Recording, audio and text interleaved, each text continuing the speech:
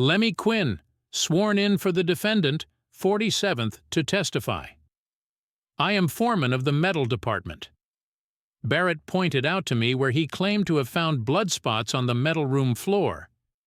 He asked me whether I thought that he, Barrett, would get the reward if Frank were convicted. He told me that several people told him that he had a good chance to get the reward. He said a fellow told him that he would get $2,700 one time and $4,500 the other time. He mentioned that reward to me on several occasions. The floor of the metal room is very dirty. You could not tell at the alleged blood spots whether they were varnish or oil. We have blood spots quite frequently when people get their hands cut. I remember a man by the name of Gilbert was hurt in that room. He was carried towards the main office by the ladies' dressing room and sent to the hospital. He bled freely. That was about a year ago. About 8 months ago, a boy cut his hand pretty badly and was carried by the ladies' dressing room to the main office, right over the place where Barrett found the blood spots. His hand was bleeding. About 100 women work in the factory. Haskoline is scattered all over the floor of the metal room. That floor has never been scrubbed since I have been to the factory.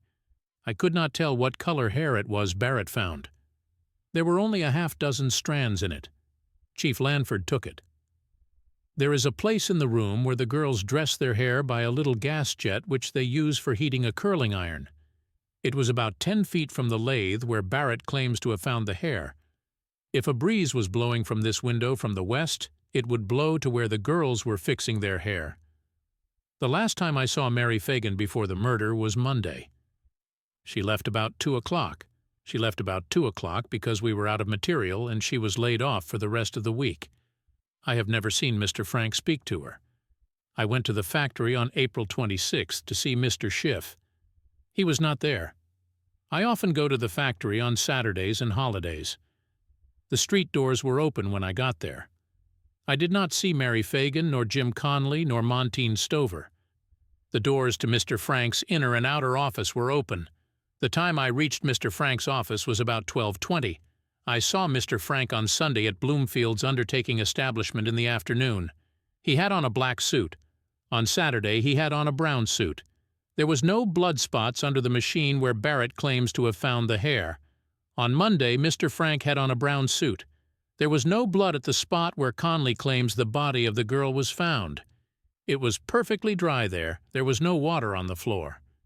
Cross-examination. I noticed the blood spots at the ladies' dressing room on Monday. I did not tell Mr. Payne and Mr. Starnes that I was not in the factory on April 26th. I told nobody that. Mr. Frank is not the first person to whom I told it. He did not tell me to keep quiet about it until he saw his lawyer. I did not tell the officers about it. Mr. Frank said he remembered my being at the factory but did not remember the time. At the coroner's inquest, I said it was pretty close to 12 o'clock when I got to Wolfsheimer's. I don't think it could have been as early as 12:15 when I got to the factory.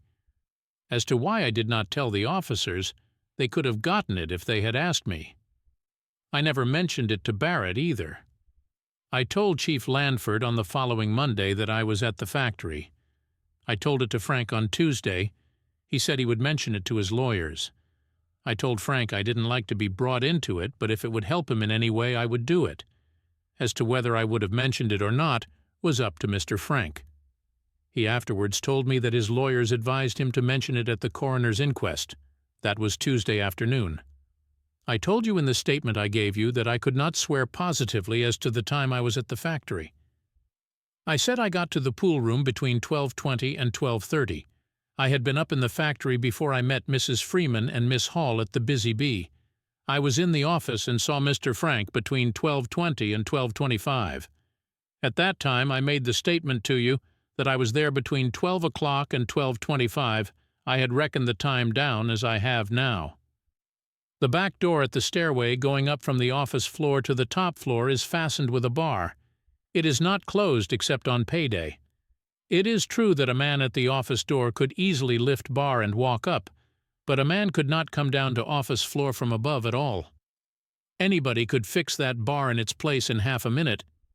I told you in the detective's office that I reckoned the time of my being in the factory from the time I left home and the destination I went to, and I said I could not remember the stop at Wolfsheimer's, which took 10 or 15 minutes, and that is why I reckoned it so positively. I left home, I know, at about 11:45. I looked at my watch. It takes 12 or 15 minutes to walk to the factory. I got to Wolfsheimer's pretty close to 12 o'clock. I was there 10 or 15 minutes. Redirect examination. At the time the detectives and Mr. Dorsey talked to me about the murder, I overlooked the fact that I had been to Wolfsheimer's. My wife called my attention to it when I got home. I mentioned this matter to my father and my wife before I ever mentioned it to Mr. Frank. Mr. Frank did not tell me not to mention it to anybody. If a detective had asked me, I would have told him what I knew about it. At the coroner's inquest, I said it could have been as early as 20 minutes after 12 that I got to the factory, because I had reckoned my time down from leaving home and the number of steps, and I said it must have been between 12:20 and 12:25.